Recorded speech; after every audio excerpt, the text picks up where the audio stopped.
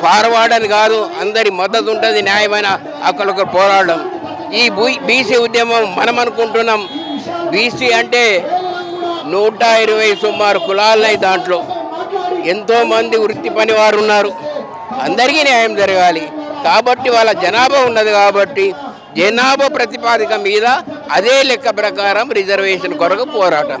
కాబట్టి దీనికి నేను వారికి కవితమ్మకు మామయ్య అని కాదు, ఎందుకంటే తెలంగాణలో మేము కూడా తెలంగాణ ఉద్యమంలో స్టూడెంట్ లెవెల్ కూడా పోరాడినాం. అప్పుడు మరి ఈ రోజున కూడా న్యాయమైన పోరాటం కాబట్టి తప్పకుండా అందరి సపోర్ట్ ఉంటుంది.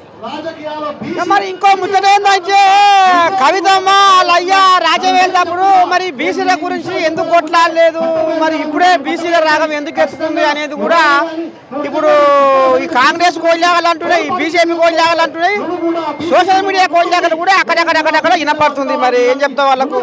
ఇప్పుడు కవితమ్మ గారు జాగృతి స్థాపించి నేటికి 19 సంవత్సరాలు అయింది.